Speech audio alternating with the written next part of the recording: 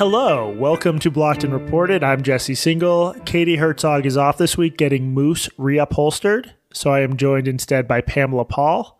Pamela Paul is a writer-at-large at the Wall Street Journal. Prior to that, she was a columnist at the New York Times. Prior to that, she edited their book section, and prior to that, she did a lot of other stuff. Pamela, hello. Hello.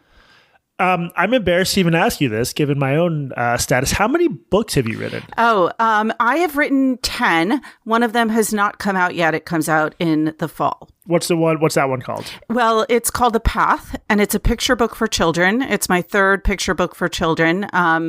Not only a very fun thing to do, but also has the advantage of being about, 500 words versus 100,000 words long. So a little bit easier. Among others, we've also got 100 Things We've Lost to the Internet, How to Raise a Reader, The Starter Marriage and the Future of Matrimony, Rectangle Time. I can't even read them all. There's just too many of them. They also have very long titles. It's extremely annoying. I didn't want to say this publicly, but you got to shorten those titles, Pamela. Come on. I know. It's the subtitles. I don't know them myself. Very pleased to have you on Blocked and Reported, Pamela. There's a lot I want to discuss with you, including a National Award-nominated magazine article that is about you and your perfidiousness? Yes. I feel like that word's not thrown around enough. Do you consider yourself perfidious? Well, I think that people have a hard time pronouncing the shorter version, perfidy. Perfidy? Perfidy. Perfidy? It doesn't sound evil enough. Pronunciation is not a strong suit of this podcast. I also want to discuss the present state of the website LitHub and the broader online literary community. There's also a really interesting article you wrote about therapy being increasingly woman-dominated. And then at the end, in a section reserved for our premium subscribers, we're going to answer some of their questions. But before we get to all that, it's been almost a year? How are you liking your life as a writer-at-large at the Wall Street Journal? Oh, I love it.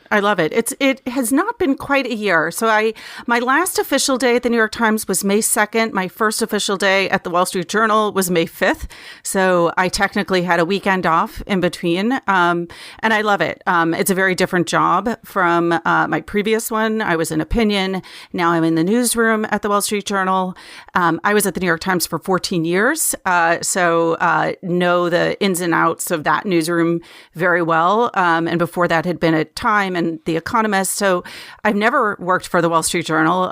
It is its own unique culture. And so far, I am extremely impressed and happy to be here. My last real job, and probably my last real job ever, is I was technically a writer-at-large at New York Magazine, writing mostly for their website. And I do remember...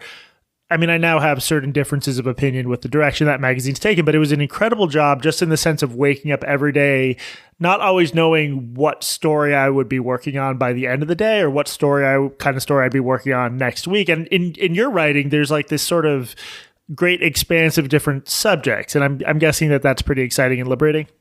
It is. I actually have a lot more freedom to write about what I want to write here at the Wall Street Journal than I did at the New York Times as an opinion columnist. So that feels very freeing. I also really like the title At Large. Yes. I don't know how you felt about it, but it's both sort of weirdly menacing, like you're out there and no one's caught you, and also has this aura of like you don't have to really be anywhere, which is not true. I actually am in the office 3 days a week.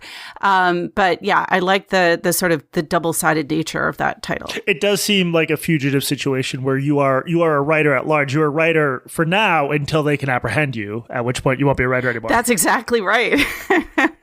Yes. No, I think I'm the first person with that title at the Journal. And basically what it means in practice is that I'm not a beat reporter. I am not writing about commodities or energy markets, for which I would be very ill-equipped. I can write pretty much about, things that I'm most interested in, largely feature writing, sometimes sort of slightly investigative in nature, but the kind of issues that I've written about, at the Times and then earlier on for the New York Times Magazine, for The Atlantic, for other places. Well, one thing I'm fascinated by, because it comes up on the show a lot, is so you're on the news side. And yes.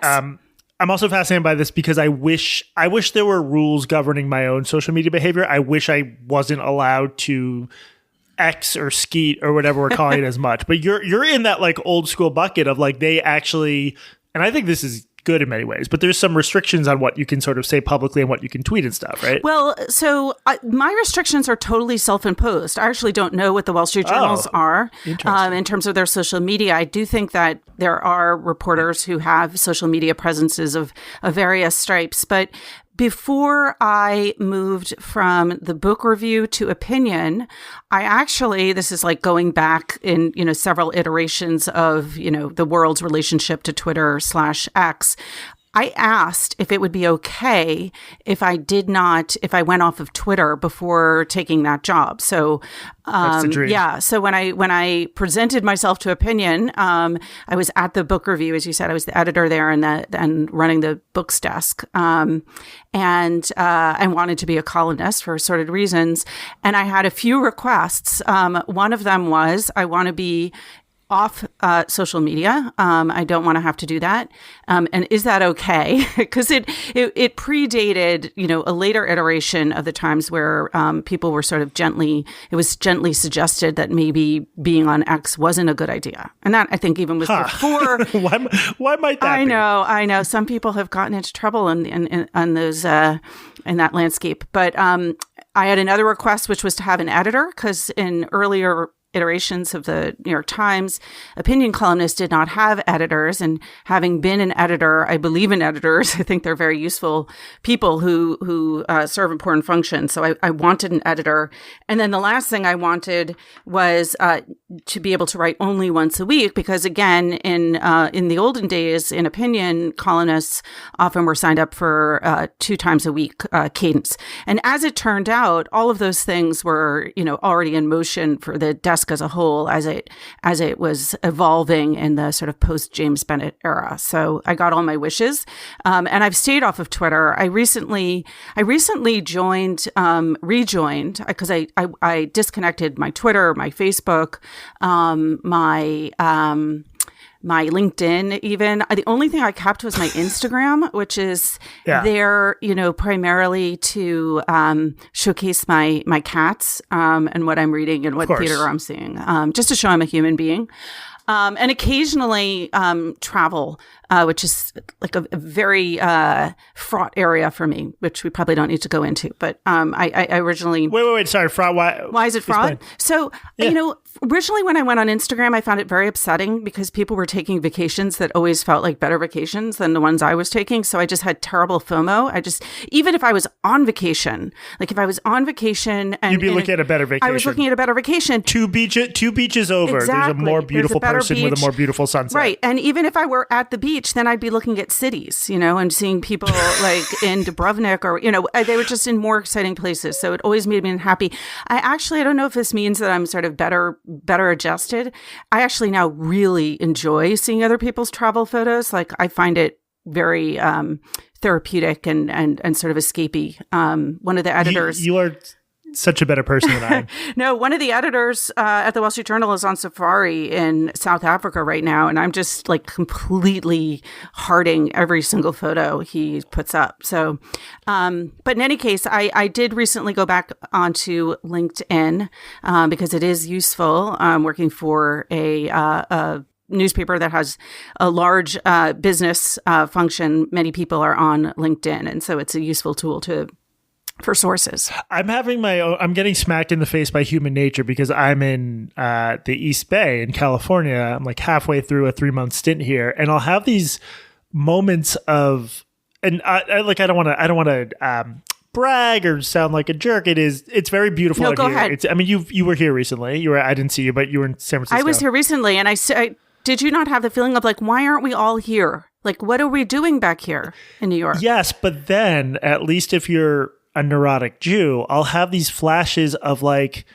there's something so special about stepping on newly refrozen dog pee covered snow on Flatbush Avenue in March. And I'll want that in my brain, which is just kind of sick actually, right? Like there's... Yeah, no, you've got a strong masochistic streak going there. I really do. Okay. Well, look, we're going to get into some, I don't want to call it culture war stuff because I think it's important. It is culture war stuff. We're going to get to that. I want to start with this article you had recently titled, "What Will Happen When All the Male Therapists Are Gone?" Psychology, this is a subhead. Psychology is increasingly a female-dominated profession that may have implications for boys and men. So you start this article by quoting Marty Seligman, who's this titanic figure, basically one of the founders of positive psychology. He pointed out that back when he started, psychology was 80% men, and the subjects chosen to research seemed to be influenced by that. Quote, from the 1960s through the 1980s, it was aggression, conflict, and trauma, but not love, meaning, friendship, or cooperation. Things have flipped significantly. You write, quote, in the U.S., men now account for only 18% of social workers and 20% of psychologists, down from 38% and 68% in 1968, respectively, according to the American Institute of Boys and Men. Not to be confused with Boys to Men, a excellent 90s group. But first question. So why should we care? What are the possible implications of this field going from being mostly male to mostly female? Okay, so let me throw in a few fun facts and to be sure before we start. So fun fact, Martin Seligman was the mentor to Jonathan Haidt, who is everywhere and about talking about. He is everywhere. Yes. He's besmirching the good names of cell phones in 15-year-olds' pockets. Right. Not very optimistic, but yeah, Martin Seligman is the founder of positive psychology. So a sort of, rare, happy field in the landscape of mental health. And so the question I wanted to ask was, we've been hearing all about this crisis of boys and men, and then the conversation sort of goes nowhere. It's sort of like, wow, that really sucks. Or some people will say, like, well, they had it coming, that like the world was good for men for a long time and now it's terrible. Or it says, yeah, and it's getting worse because the manosphere / male loneliness epidemic / toxic masculinity. So I thought, let's see, like, what are we doing to address this? So I was looking at that on the one hand, and then on the other hand, the fact that this field has become so female dominated.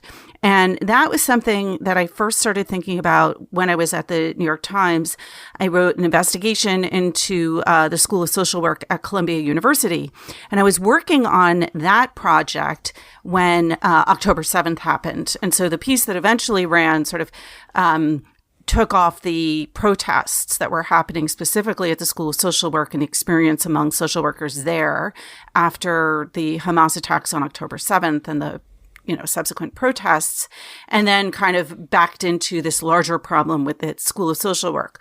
But that larger problem, one of the ways I became aware of it was a couple of sort of whistleblowers who happened to have been female social workers and who graduated from the school long ago, alerted me to the fact that the school and its teachings had kind of gone off the rails. And some of the sources for that story were men.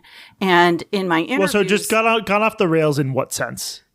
Oh, in the ways that all academic institutions have gone off the rails. Like essentially... like a bar pod episode. Exactly. Yeah. Insert bar pod episode here. So I don't think we have to get into that. But suffice to say, when I was speaking to some of the men who were students at the School of Social Work, what they were saying is like they were essentially in their classes being told that they were the problem. And I thought that was really interesting. That stuck with me. Like they, as part of the class of men. Yes, they were the patriarchy. They were the oppressor. They were inherently bad. And, they sort of had to assume an apologetic stance sort of from the get-go.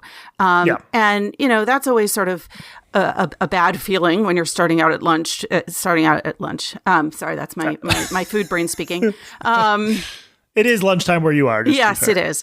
But if you're starting off in life to hear that, you're a problem. And that's always interested me, that whole phenomenon of like high school boys and middle school kids, like essentially boys being told like, you've had your time to speak and now be quiet. And, another sort of main backdrop to the story is that I find that the media stories and cultural stories around the sexes tend to see it as a zero-sum game, which I find ludicrous and so unhelpful, so counterproductive, because it's not as if, women, feminist or not, don't have men in their lives, and if you have half the world extremely unhappy, very angry, very stifled or stymied in their life choices, that is not good for women either, never mind the fact that it is bad for men. And so anytime I'm writing about, a story, whether it's focused on men or on women, I'm always cognizant of the fact that there are not teams here. We are all on this planet together. And any narrative that is believe women or, men are inherently oppressors, I find to be really simplistic and something to kind of work against as a journalist. So what I wanted to do with this story is to take this phenomenon of a profession that has become female dominated and this client population or, customer population, patient population that is going through some kind of crisis and figure out what is the relationship between these two. And I went in not really knowing, but I was interested in finding out what is the implication for, I don't know, men who think maybe I want to go into the mental health professions. Is that a welcoming place for me? This is a tough labor market. There is a shortage of health professionals, general people in the caring fields. And this is something that Richard Reeves of the aforementioned American Academy of Boys and Men that you mentioned, and then I talk about in the story, that he's talked about a lot, that this is a labor opportunity for men. So is it a welcoming one? Is it a place where there's a need specifically for men? And then also, and I didn't know the answer to this, is there a need, do men sometimes specifically need a male therapist? And as it turns out, in large part, because not only has the clinical field of mental health become female dominated, but the research parts of it, most of the research parts, there are a couple of exceptions that are a little bit more male dominated or male friendly, but a lot of the research is now the social psychologist is very female dominated. So they're not even really looking into this question of what's going on with men. So there's very little research on this, on do men sometimes need to be seen by men, or is there, can that be part of what is called the therapeutic alliance, which is basically the match between the clinician and the patient? It seems like part of the problem here is in these fields, psychology, social work, others, the infusion of a very particular kind of politics might not always be compatible with seeing the person sitting across from you in the room as just an individual human being in their own right with their own context. Yes. That's definitely a part of the problem. And, one of the things I wrote about with that School of Social Work at Columbia is that, social work has always had a very strong social justice component. Yeah. But as alluded to earlier, that's taken on a very, very strong sort of overtone or dominant sort of messaging in the field. And so, there were a lot of stories. First there was the wave after 2020, which is interesting and frankly kind of backs up what I talk about in this story, which is that men sometimes want to see other men. But in 2020, there was this, discussion around do Black people sometimes want to talk to another Black therapist? And what's interesting is at that time, there was a lot of, sort of credence given to that idea. But if you talk about it just in terms of sex and not race, that sort of, that sense of urgency kind of falls away. And what I found in this, in the story is one, as I said, there's not a lot of research, but most people don't care if they see a man or a woman. And the little research that's done out there also shows that the race doesn't necessarily matter.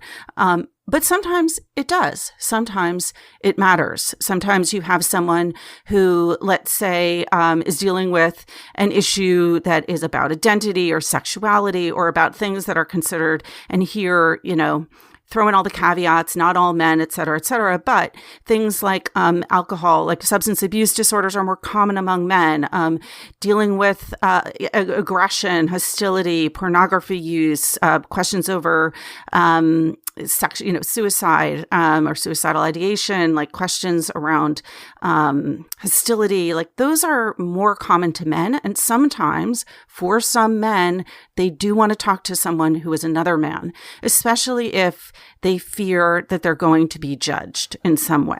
Yeah, it's what's interesting. There's some research suggesting that, and I've become a little bit black-pilled about research in general, just for my own writing. I don't trust it, but I think some people never trust research. No, Science never trust fake. research. The only true thing is religion, as I'm sure you and I agree. There's some research suggesting that, you have all these different modalities, these different styles of therapy. There's some research, caveat, suggesting that all that really matters, or what matters more than anything, is just your relationship with your therapist. Just having someone you feel like you can trust and you can open up to. There's some research suggesting that matters a lot more than their particular style of therapy. And as someone who I'm in therapy, and that just completely intuitively matches my experience for what it's worth. Because there's such a difference between sitting across from someone you feel like you can talk to openly versus someone you feel a little bit at a distance from or sealed off from. Yeah, no, I mean, that is true. And the one study that I found that looked into the sex of the therapist and asked men specifically, like, do you care? And if so, what do you prefer? Found that 60% of men don't care.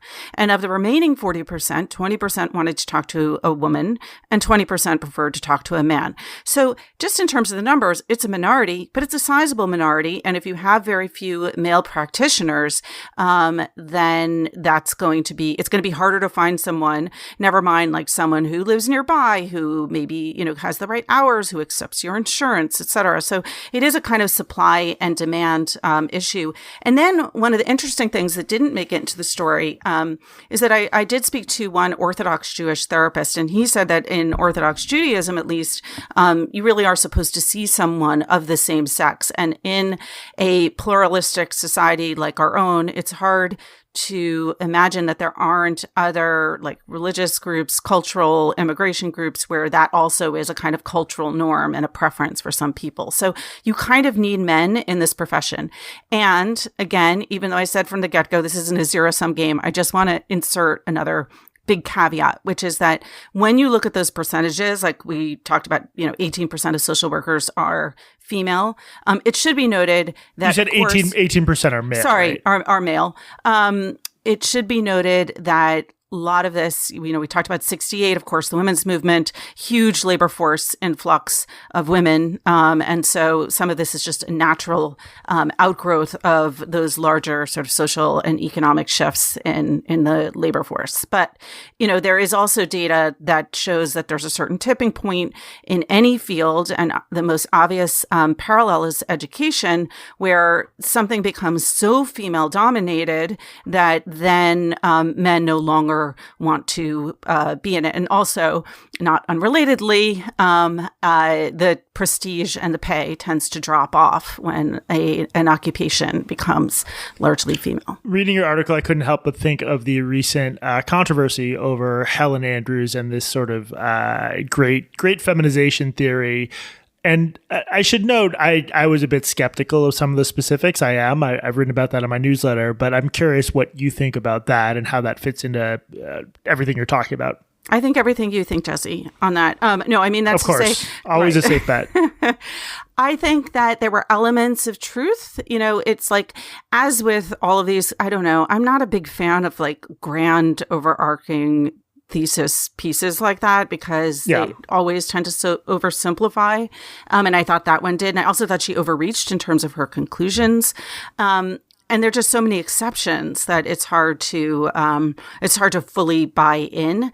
That said, I think that, both men and women can agree that it is generally not a good thing when an occupation becomes dominated entirely by one sex. Now, also with exceptions, because, there are some occupations that women just generally aren't drawn to. Doesn't mean they can't if they want be, in, I don't know, garbage haulage or what is it called? Sanitation removal? No, what is it called? What's the official name? I can't think of it. Garbage man? Garbage man. Thank you. You're such a woman. You don't know what a garbage man is. I don't know what a garbage man every is. little Someone boy who for a little things I don't care to touch. But before we become aware of certain like socioeconomic differences, stereotypes, I would say every little boy has a period of wanting to be a garbage man because you get to ride around on a big truck.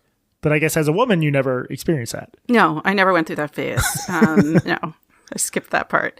But so with Helen Andrews, yeah, I also, I don't feel like, I don't know, there are certain traits of women managers in my limited data set of one experience that really don't align with things that she talked about. So again, I kind of go back to like believe all women, which is another, grand sweeping statement where my instinct is to say, really?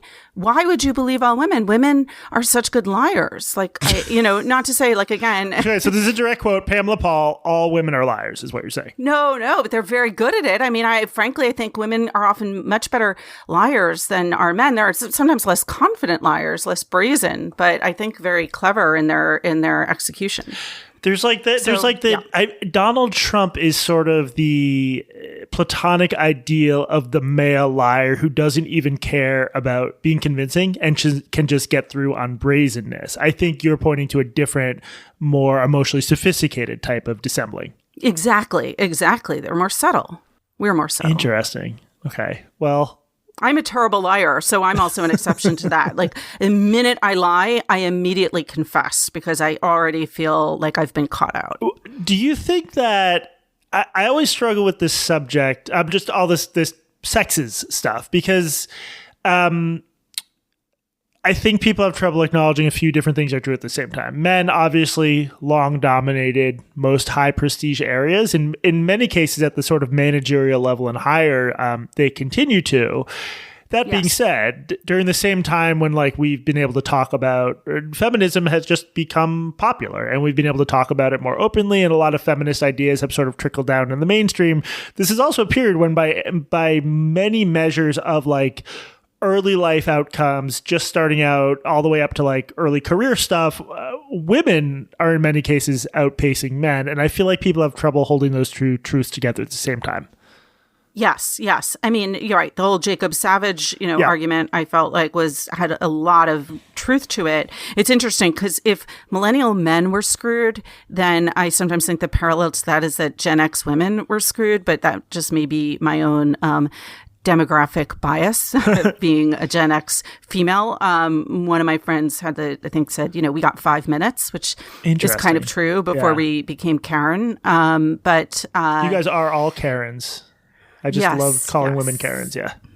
Yeah. It's super nice. Do you think before we move on, like, do you think this basic idea of like difference feminism, which was really out of vogue for a long time, like the idea of like we can have a feminism that acknowledges differences between men and women. Part of me, in part because of like, frankly, Lindy West discourse, which I don't think we're going to have time to get into, but it's been fascinating. Katie and I have talked about it. She wants to talk about it more. Yeah, no, I feel like you've covered like you guys have been on that. I mean, this is like a Pentagon Papers level of just important breaking news we're doing on the Lindy West story. But I feel like that and other parts of the conversation, to me, like there's an opening there for nuance. Yeah, for nuance and just frankly for like an acknowledgement that men and women are different, and that's fine, which I feel like has been something that people have rejected, at least generally speaking, on the left for a long time. Yeah, no, it's been very out of vogue. I mean, it's interesting. So equality feminism versus difference feminism for a long time, equality feminism was sort of, you can be who you want to be, very free to be you and me. And that was ascendant in the 70s and the 80s. And that was sort of always my kind of, that's the framework that I grew up with. And then there was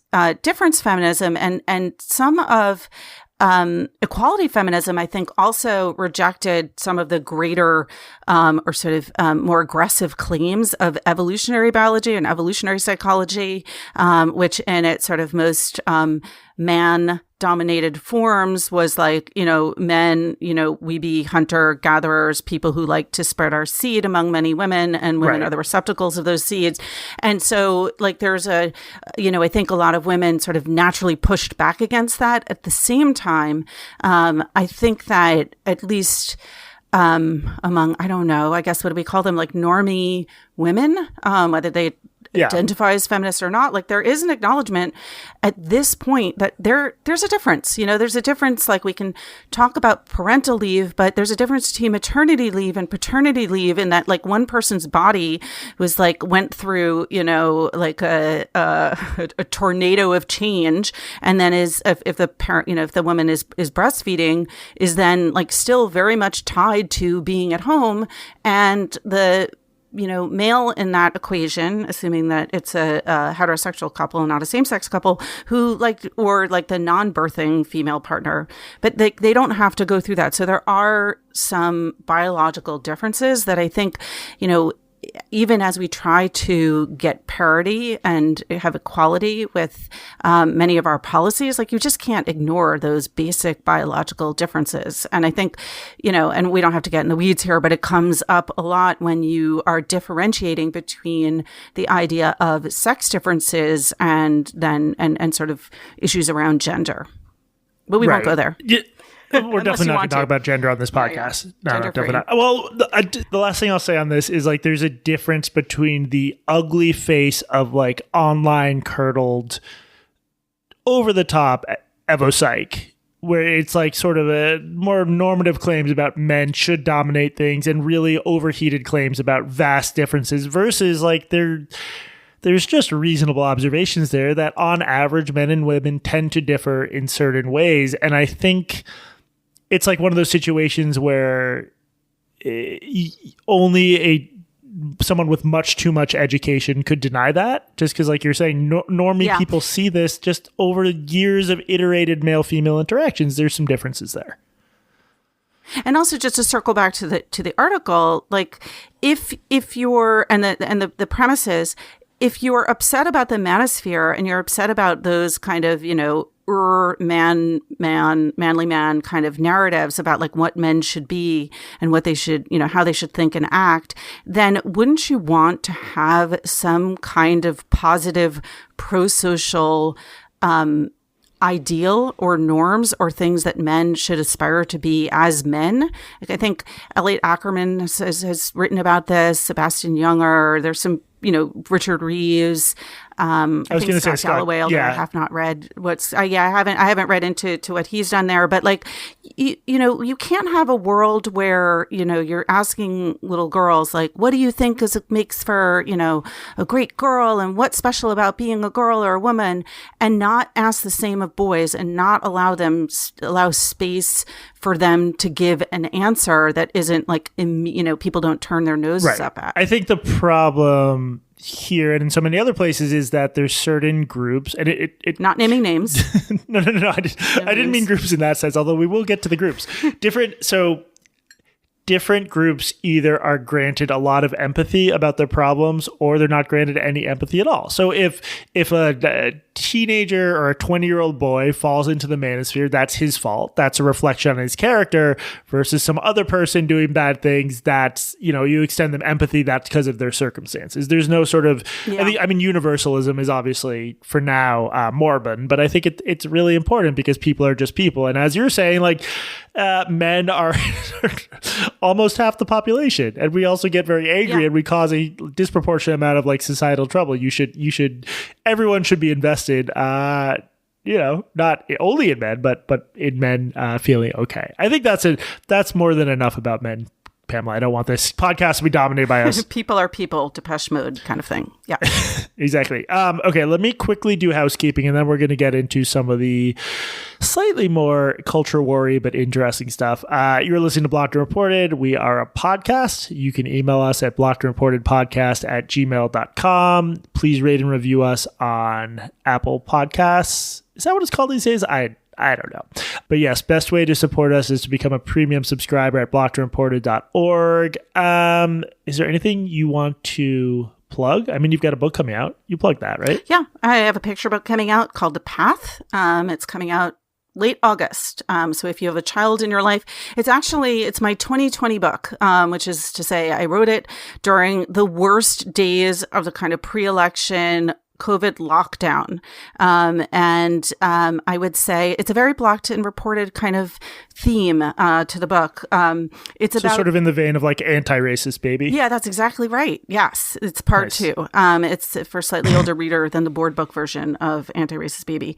No, it's about perspective taking. And so I thought about it like as I was walking on this path near where I live, and it was that moment where like one time I was biking with my kids and we didn't have masks on, and a woman walking in the other direction yelled masks at us, and it was just like, what are you talking about? The CDC had actually just said like, guess what, you don't have to wear masks outdoors.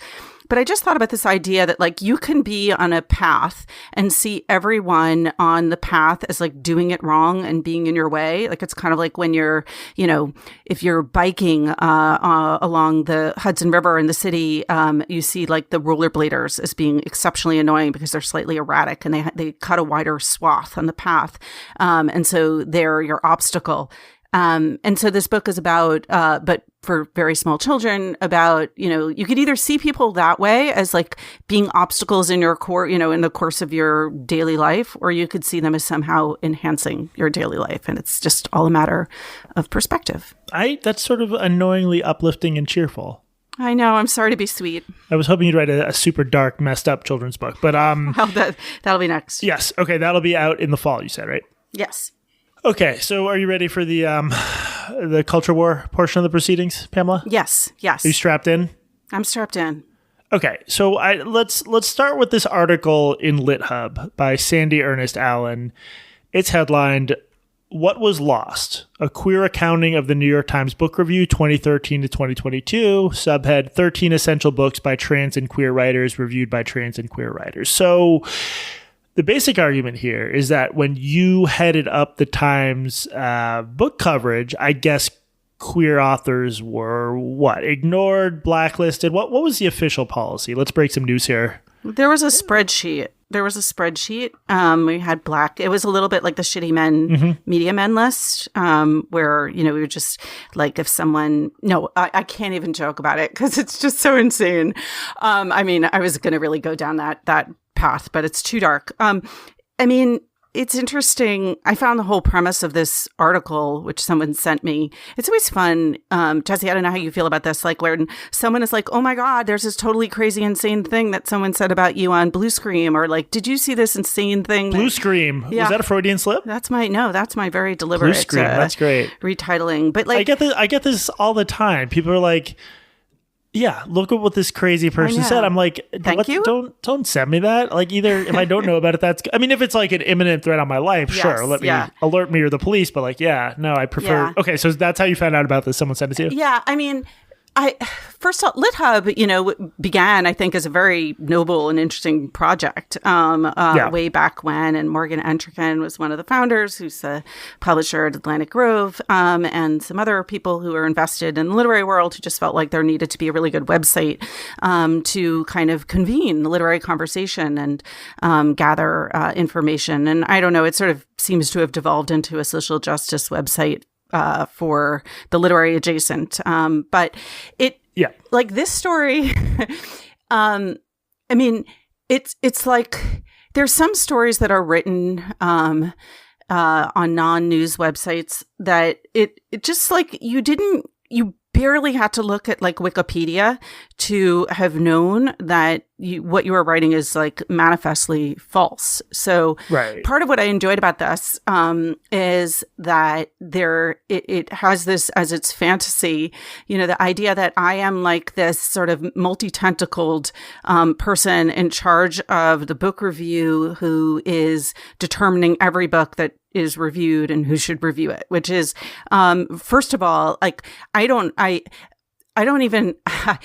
the power or the like the specialized skills or the time to have ever done anything like that. Like the book review, when I was running it, had a really great staff of editors, and they were the ones who determined what should be reviewed, and they would come up with a list of potential reviewers, and then in consultation with me and 3 other senior editors on my desk, we would each contribute names, and then we would sort of come up with a list of like, these are the people we want to go to. And, sometimes you wouldn't get the right person until like 10 people down the list. And then the other interesting thing, and again, I think that the methodology at the book review has changed, so I don't want to speak for it now. But when I was there, which was from 2011 until 2022, and as editor starting in 2013, when I was there, every book that was skipped, meaning the editor who handled that title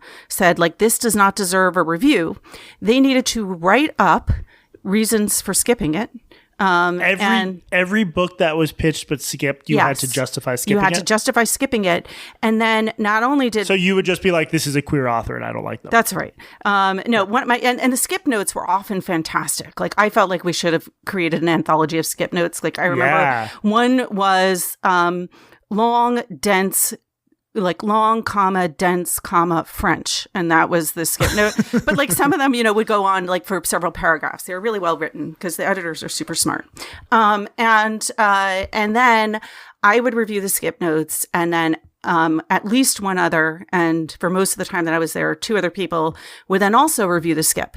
And if any of us disagreed with the fact that this book was not being reviewed, we would overturn it. And we wouldn't like unilaterally, but we'd have a conversation. We'd say like, look, I actually think this book is, has certain merits, or I think it has an argument that's worth contending with, or I think the New York Times should weigh in on this. So those were like, that was the process. And it's not a dark secret either. Like there are conversations, I think, like on, exciting places like Book TV and C-SPAN and that kind of thing, where I've gone through this, and Sam Tannenhouse before me like went through this and talked about the way that we handled the selection of books. Yeah. Well, we should get to what is being claimed here. Okay. Yeah. Sandy, and I did not know that background, and I found it very useful. I'm obviously being tongue in cheek when I suggest that you were systematically excluding queer writers, partly because 2013 to 2022 does not strike me as a span when there was like an absence of discussion in the book section and elsewhere about these issues, like as there should be, but there was a clear uptick. But so one thing the author of this piece writes, Sandy Ernest Allen, particularly infamous was one explicitly anti-trans essay from July 2022, which was widely criticized at the time.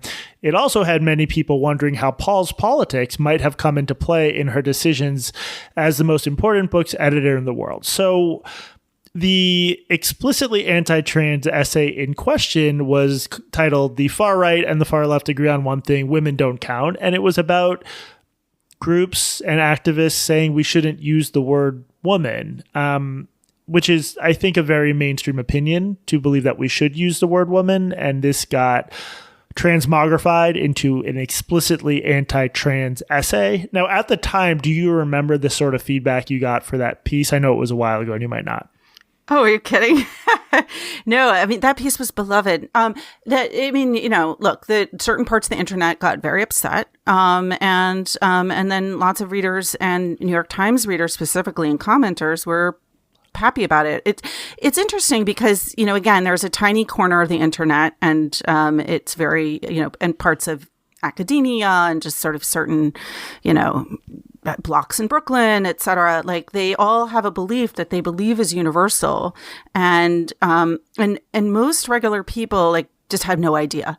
So actually, for a lot of readers, it was very surprising. Like, they did not realize that medical journals had adopted language that, referred to things like pregnant people or menstruating people or people with, vaginal openings or whatever the, sort of sex neutral language was. And so, like, to lots of people, that was just like fresh reporting. Like, they just weren't aware because a lot of people were not, enmeshed in this. And then, yes, some people got extremely angry and then assumed that, like, this instance of ideological nonconformity on my part meant that I had been secretly exerting a particular agenda while at the book review, which again, to go back to all you need to do is a basic Google or I don't know, look through back issues of the book review during that period. There was certainly no shortage of coverage of gay and lesbian and bisexual and transgender people in the book review and also the reviewers. And one thing I will confess, I did not read through this entire Lit Hub anthology of overlooked writers, but several of them were contributors to the book review during the time I was there. So that was sort of surprising. Really? Yeah. Oh, yeah. The ones who were lost, as the headline put it, they contributed. Or writing the reviews of the lost people. And then the other interesting thing to point out is I use the statistic that my predecessor, Sam Tannenhouse, used, and I think he pulled it out of thin air, but I will continue with that very accurate methodology and say that about 1% of books published in any given year, and that does not include self-published works, are reviewed in pages of the New York Times. And that is simply a matter of space. That sounds high. I'm surprised it's 1%. I would have thought lower. I'm sure it's lower. Totally. That made up statistic sounds fake. I'm sure it's fake. Yeah. Don't trust the New York Times with this. Or white men. Yeah. Or the Karens. But in any case, very few books are reviewed at all. So there were many white people whose books were ignored. There were Black people. There were Indigenous writers. There were writers of poetry. We used to say at the book review, when Sam came on, there was a thing, a note that went out to anyone who wrote to books@nytimes.com, which when I was there, I read every single one of those emails, which takes a lot of time. But there was a note that would say, we do not consider the following categories. And it had very few books in it, but it said self-published works. It included Westerns and it included textbooks. So there was very little that we didn't look at all. And some of it, yes, we considered quite briefly before tossing the galley into a recycling bin. But there was only so much time and space. And this is a reason why, frankly, not to get into that conversation, but why there are so few book reviews anymore. I think there's only one newspaper book review with a full dedicated staff now that the Washington Post Book World is gone, and that's the New York Times Book Review. And the reason is it's extremely labor intensive. And I know that they no longer look at every book published anymore. I think that was an official policy change after I left. But when I was there, we did. The idea was that whereas other news outlets were cherry picking, just looking at the books and saying, we want to do this, we want to do this, we were actually doing the work of going through all those books, and it is a lot of work. Yeah. Well, I just want to ask you more broadly about about not becoming a weirdo, because I think you've done a good job not becoming a weirdo. I don't want to become a weirdo, but wait, how do we define a weirdo? Well, why am I not in this group? Stay tuned. I will define it.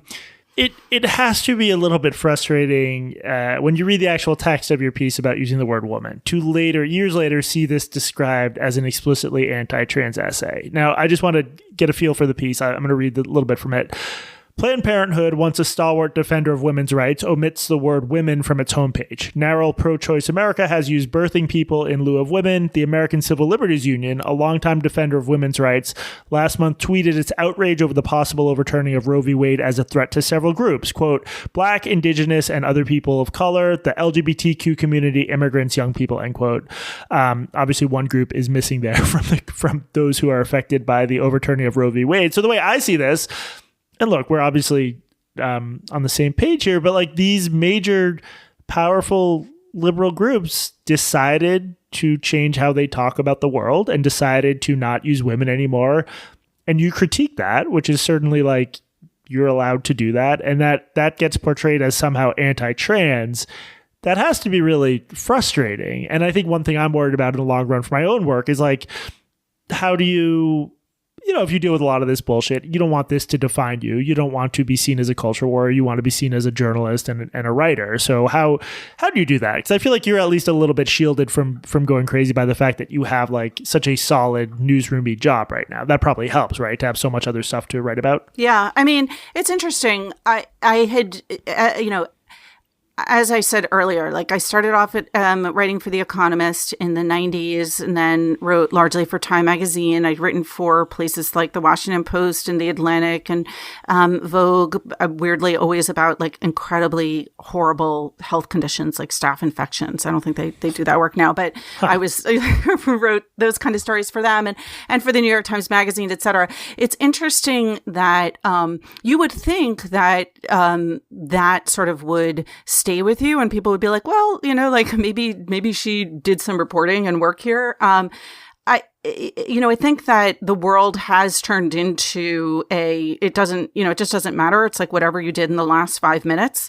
And I think of like, there's this in the book, Just Mercy by Brian Stevenson, which is a great book, which is arguing it's against the death penalty, and he talks about death row inmates, and what he says is like he has a saying of like, you are not the worst thing you have ever done. And I think of like that has become like, you're not the last thing you have ever done. And in an attention deficit internet world, like it is about the last thing that you have done. And like so many of the conversations that you and Katie have about like some horrible thing that happened, that someone tweeted or skeeted or whatever, even people who have like impeccable progressive bona fides, nonetheless, like all of that disappears and you're just the last horrible thing that you did. Or like someone like James Bennett, was judged by the Tom Cotton essay and not judged by, for example, being the person who had hired Ta-Nehisi Coates at the Atlantic. So so I think that it's just trying to like hope that some kind of sober, long view reality persists. But I think, this is a challenge not just for people like you and me, but it's just a challenge for the media and for truth in general, that like the long-term, like long view has just disappeared from our mental horizons. And, we're so bombarded by things that it doesn't, for the people that got upset about that one particular column that I wrote while I was an opinion columnist at the New York Times, like it didn't matter anything that had actually occurred before. Like the people who had written that LitHub thing, it doesn't matter that the facts and the history completely belie their thesis. It's more like I am just the other thing I found so crazy about it is like, guys, you're still upset about this? Like, move on, One of the things that helped me keep my sanity when I was at the book review was that, while Sam Tannenhouse was there and he hired me, I was the children's books editor when I came on, he was in the hot seat. And like the thing he was attacked about most frequently was not having enough women reviewers and books by women. And, the second he left, like nobody dug him out of the wilderness, and said like, and just sort of continued to harp on him. Like he was in the hot seat, he vacated the role and he moved on.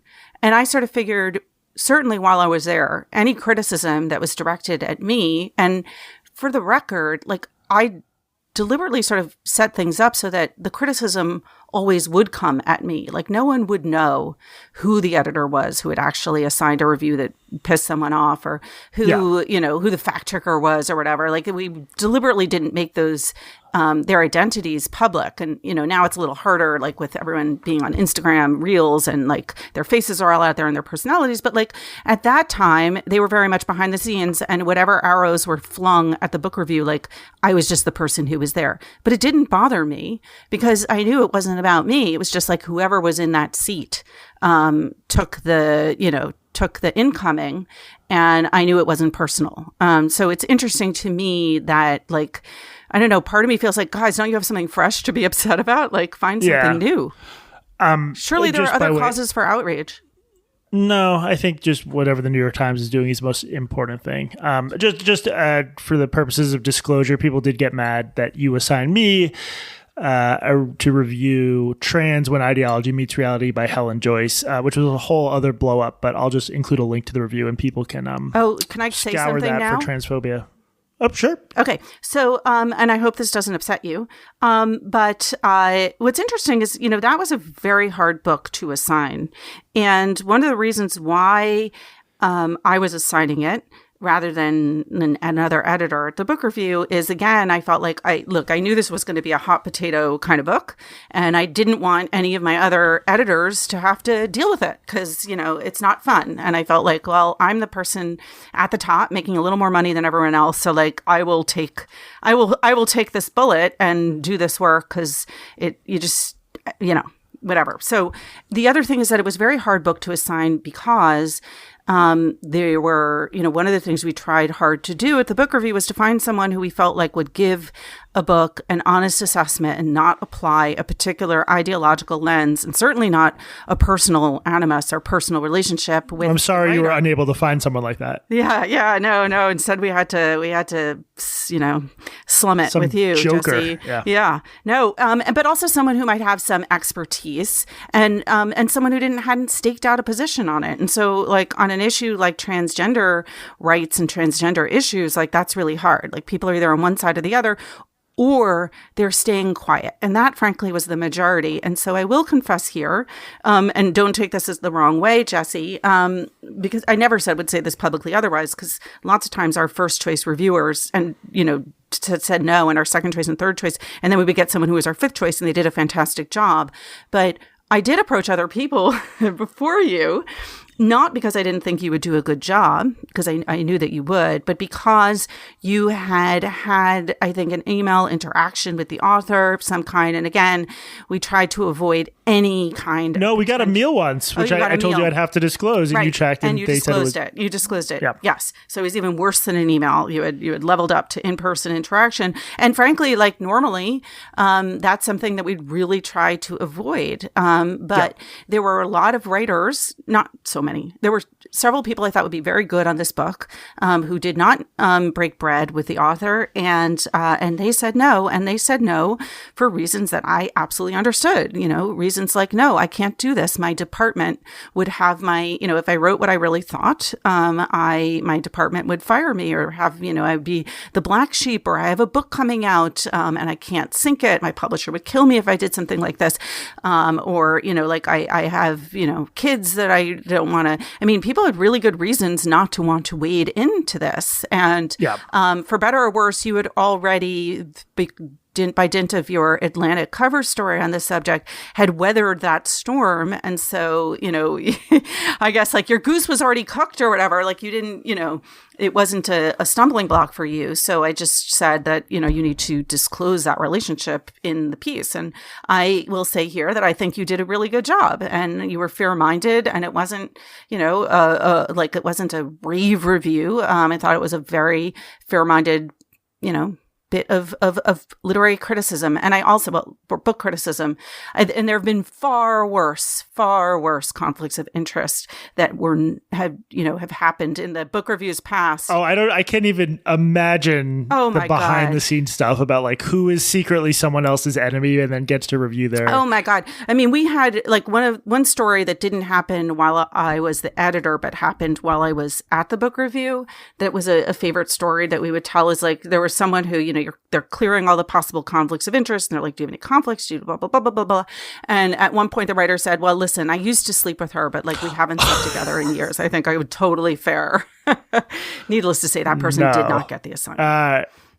Well, I appreciated that assignment. I will say, like, I'm in like a weird and lucky situation where like I'm sort of gainfully employed despite not having a job. I think if I'd been at an institution, it probably would have been hard for me to do that review, and I would have had to say no. But enough about me. Let's there's a few other things I want to discuss, one of which is just like this broader phenomenon of this sort of politicization of the online literary world, because there's like this balkanization going on that's interesting. It's obviously not the case, or not quite the case, that there's like a woke mob that will prevent you entirely from publishing or promoting a book if you have the wrong views. Like my friend Kat Rosenfield, who's no friend of any hypothetical woke mobs that may exist, she's on a book tour for her new book, How to Survive in the Woods, which I haven't read. I'm sorry, Kat. I'm very eager to, because she's an extremely talented novelist. By any measure, she's a successful writer, even though she's reviled by a subset of left-ear publishing types. But what does seem to happen is, like, if you're a certain type of writer with the quote-unquote wrong views, you'll sort of just get iced out of mainstream literary spaces. Is that fair to say? That's fair to say. Yep. You know, it's a very insular world. And, you know, like historians of the literary world will say, it has always been a very insular world. But I think that it has become very increasingly risk adverse. You know, for example, PEN America, I think would not be honoring J.K. Rowling or the survivors of the Charlie Hebdo attack, both of whom, you know, they honored in the past. I don't think that those would happen today. And I think that tell me if there's a good metaphor for this, because I'll tell you what my metaphor is, and it's so lame that it needs a better one. But it's like an echo chamber that gets increasingly small. And the way I think about it is there's a game that my kids used to play on the phone called Slitherio, where you're like a worm, it's sort of like Centipede, where you had to like circle around something until you smothered it to death. And so like the worm, like that's a dark game for a kid to play. Yeah, no, death, destruction, warfare. There were no guns. Yeah. It was just strangling, you know, smothering worms. But until like the circle just got so small that you crushed the thing to death.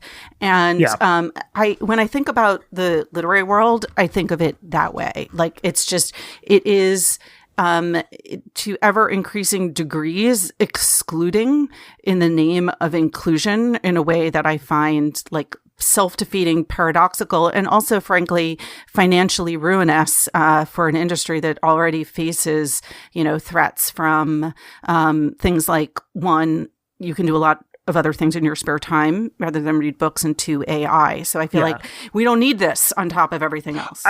I do not have a better metaphor. But it's interesting because, like, okay, so I heard you on Sarah Heppel and Nancy Rommelman's podcast, Smoke 'Em If You Got 'Em. We'll link to it in the show notes. You mentioned how J.K. Rowling's latest mystery novel as Robert Galbraith was just completely ignored by American outlets. You said, quote, "You cannot pretend culture out of existence." J.K. Rowling / Robert Galbraith, they'll be fine. But it's this weird situation where they have huge numbers of fans. Kat Rosenfield has a large and growing fan base. Lionel Shriver, who you wrote about in the Wall Street Journal, has, you know, also a sort of older, more experienced writer than Kat, a bigger fan. I mean, their fans aren't going to go away. People love the books. It's just this weird thing where it's like pretending they don't exist. And I think you're onto something there, that it's like, if you go on LitHub, there's a lot of righteous outrage, but what percentage of the population holds these views on these subjects? It's sort of, they are making themselves irrelevant, I guess. I mean, the other interesting thing is that in an age in which people are constantly decrying gatekeepers, which for the record, I'm in favor of gatekeepers, but nonetheless, there are people who hate gatekeepers. It's weird that the gatekeepers on the culture remain more, you know, powerful than ever. They're just, and yet there is no recognition of that inherent contradiction. It's dumb, because are we going to have a situation where, like, if things keep headed in this direction, maybe they're always like this. Like Kat Rosenfield will have to do a book tour at problematic bookstores and problematic venues, and then other people will be lefty venues. Just like, and well, also like if you're a 25-year-old aspiring writer now, and you happen to not, you know, you're merely 70th percentile of American leftism rather than 90th, you're not going to feel very welcome. And that just seems injurious to literature itself.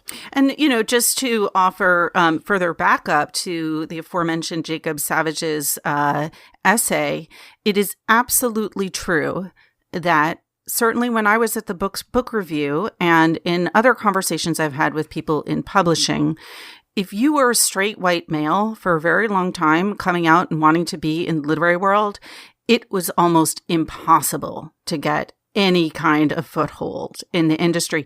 Now, weirdly, I mean, I did hear from someone who did hire in publishing within the last couple of years an assistant who was a straight white male and could make the argument, look, there are none in the entire department. So like this would actually be diversity, and managed to get it through. But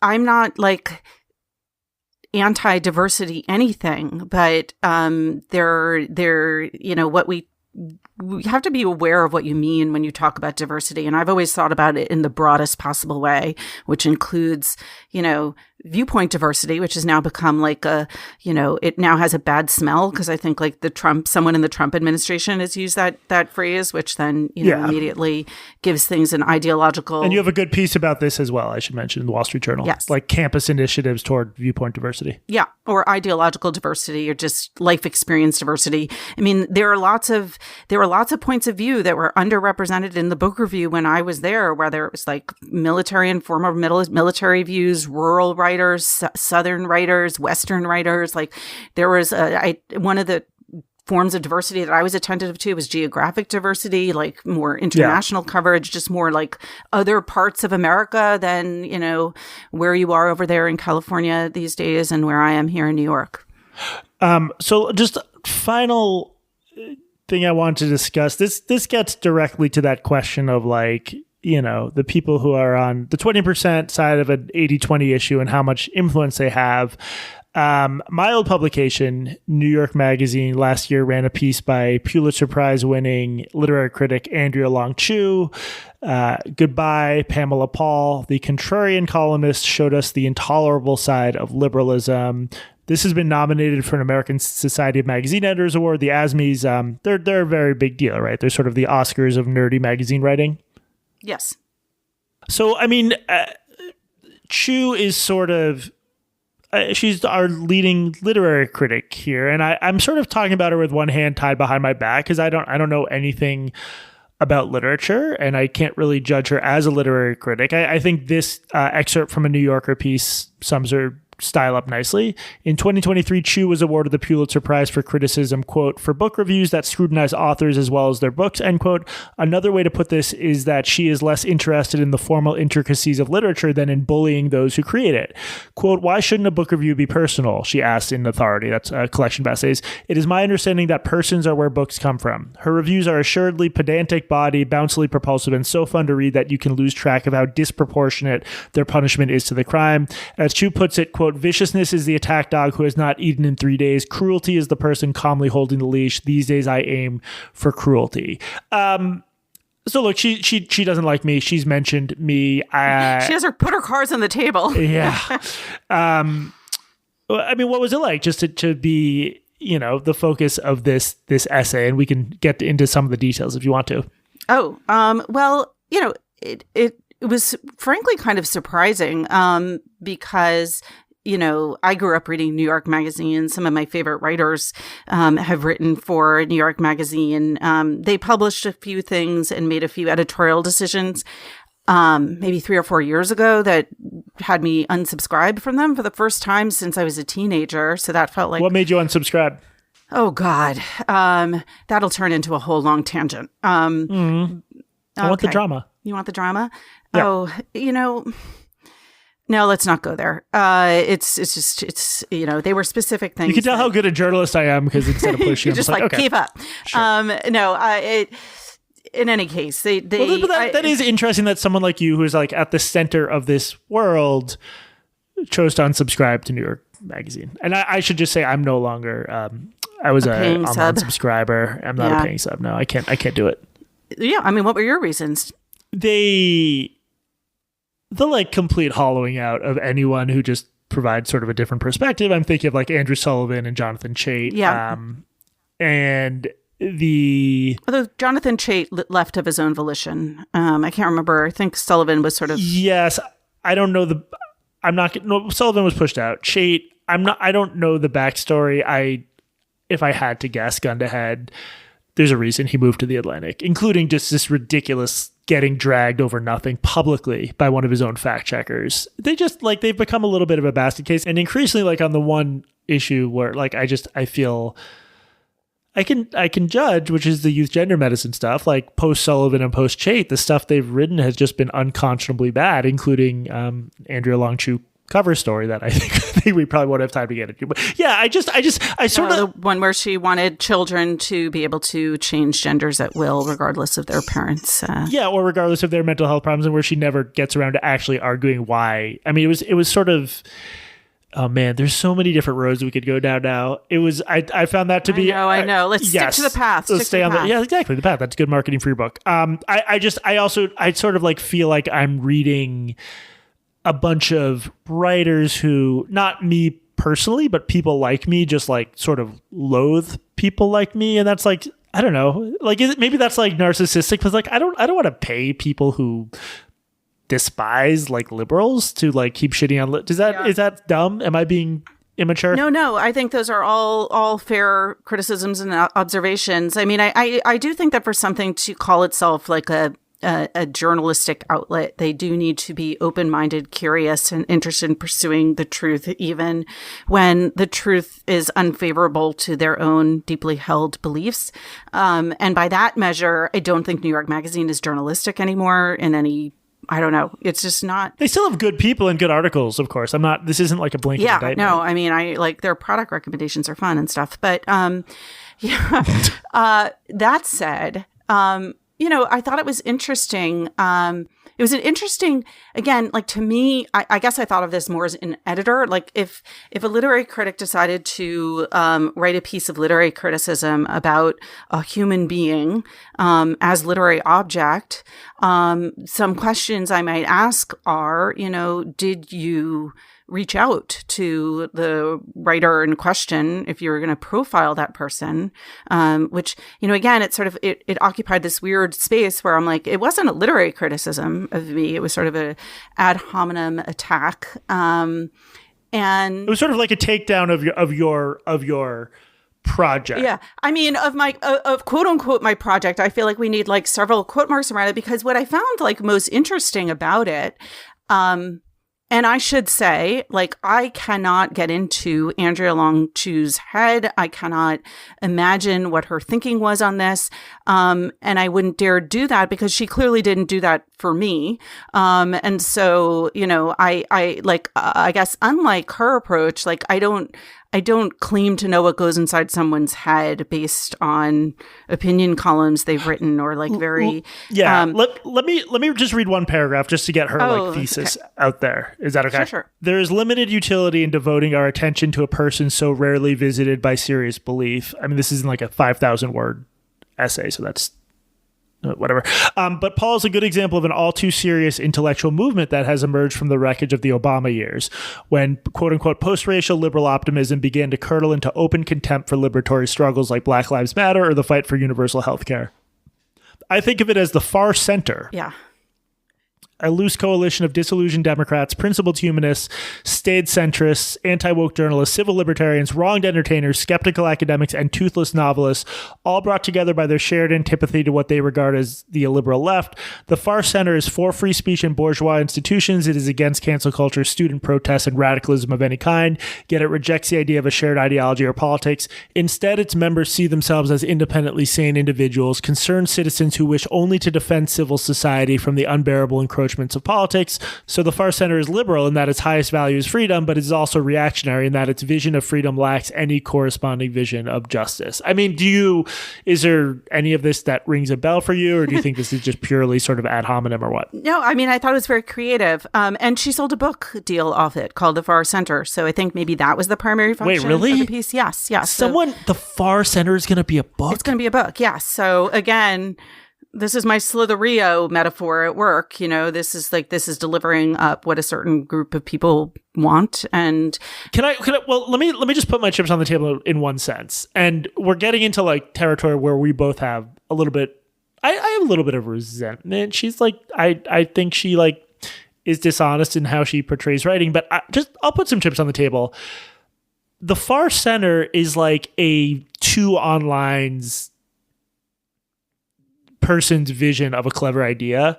I do not think a book about the Far Center is going to sell. I say this, I know, because I have a book that didn't sell. Well, you know what? It'll get a lot of media coverage. It'll get a lot of media coverage. No one actually thinks there's, like, even her description of it, she just loops together everyone she doesn't like. Well, okay, so two things. So just to get back to that first point, like as an editor, I would have been like, okay, like what is the reason for this piece to exist? Is this the best use of our time? You're a literary critic. Like why publish this? So like, that's one question that as an editor might have been instructive to ask. And, I don't know what took place in the editorial process. When it came out, it was so like, ridiculous. Like the people that, I just got I got a torrent of fan mail in support because people were just like, oh my God, like, how is this? And also just people were like, how did this get past an editor? So then it's like yet another decision to nominate it, and then yet another decision to, I guess, name it a finalist. But, again, I don't know who the judges were and what the decisions were. And it might be that Andrea Long Chu just, walks on water at the New York Magazine. I don't know. I can't really speculate about that. But I will say that, when I was at the book review, one of the editors on staff was really keen to assign Andrea Long Chu a review. And I know that we asked her to review at least once. I cannot recall if she actually wrote a review. But so, for whatever LitHub person thinks we didn't go to members of the genderqueer community, we did. But in any case, I thought it was. As for the First Center, it's people really love naming things, and she does that a lot. She came up with a successor to TERFs that she called like Tarls, and then on Blue Sky there's reactionary centrists, and this is all just. It seems to be just different names of the same phenomenon, which is like the people who use these names don't like it when people left of center criticize the left. It'd be more honest to just be like, we don't think you should do that. Right. I mean, it is like essentially what she's talking about are liberals as opposed to far left progressives, and some people call them reactionary centrists. Like I think that there are a whole number of people that there is an attempt to lump together as just like this is a bad thing and against what we like.